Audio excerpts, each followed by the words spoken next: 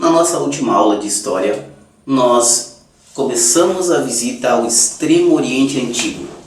Nós começamos visitando a China. Agora nós vamos para a vizinha dela. Vamos começar a ver a Índia Antiga, vindo em direção ao Ocidente. Então vamos começar a falar sobre ela. Como em todos os lugares do mundo, na Índia, na China, no Egito, na Mesopotâmia, a vida não podia ter surgido de outra forma a não ser as margens dos rios. As primeiras cidades antigas indianas surgiram às margens do rio Indo e do rio Ganges. Às margens do rio Indo surgiu a civilização Harapiana, na cidade de Harappa, e às margens do Ganges, a cidade de Mohenjo-Daro. Essas cidades, em 5.000 anos antes de Cristo, já possuíam mais de 100.000 habitantes cada uma. Dá para você imaginar Roma ou Grécia com essa população nessa época? A religião então surgiu na Índia. Essa religião mais antiga era composta por um deus, rinoceronte, e a sua mãe, a deusa mãe, uma mulher de seios fartos, representado nas esculturas mais antigas. Inclusive você vai poder vê-lo, quem gosta de cinema clássico, no filme Conan o Bárbaro, lá da década de 80, no início da carreira do Arnold Schwarzenegger. Ele aparece no final do filme.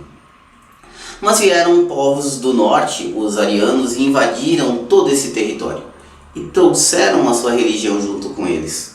A religião védica, que vai misturar sua religião com o sânscrito, que era o idioma deles da época, e trazer os seus livros sagrados, os Vedas, que na verdade são 4 livros: Yud Veda, Rig Veda, Samaveda e Atharva Veda.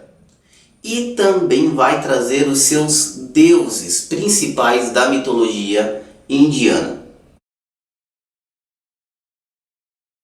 que são Brahma, o deus da criação, o mais importante de todos. Não é à toa que tem a cerveja que leva o nome dele. É uma ideia de passar aqui a cerveja dos deuses, né?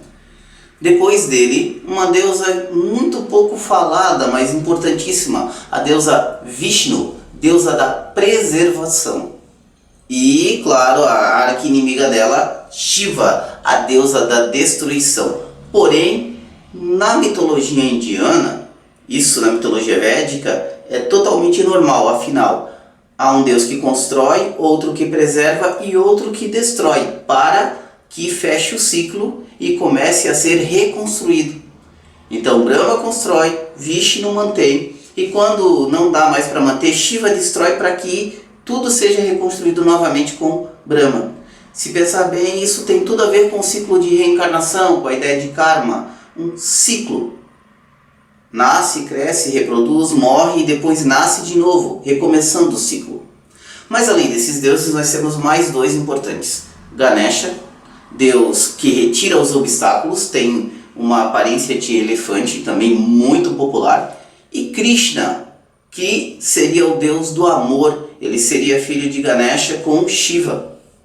E ele, inclusive, é venerado, né, numa das religiões que saiu do hinduísmo, chamada de Hare Krishna. A mitologia indiana também acredita na questão de sorte e azar. Inclusive, para eles, os dias bons eles chamam de dias auspiciosos e os dias de azar, de má sorte, de não auspiciosos. E eles procuram evitar, inclusive, fazer qualquer atividade nesses dias. Vamos lembrar que, como nós vimos aqui, falando do elefante, a exemplo dele, os animais, vários deles são sagrados lá na Índia, porque alguns deles estão ligados aos deuses, e os que não estão ligados aos deuses estão ligados às almas humanas. Mas eu vou falar deles um pouquinho mais para frente, quando eu falar sobre o ciclo de reencarnação.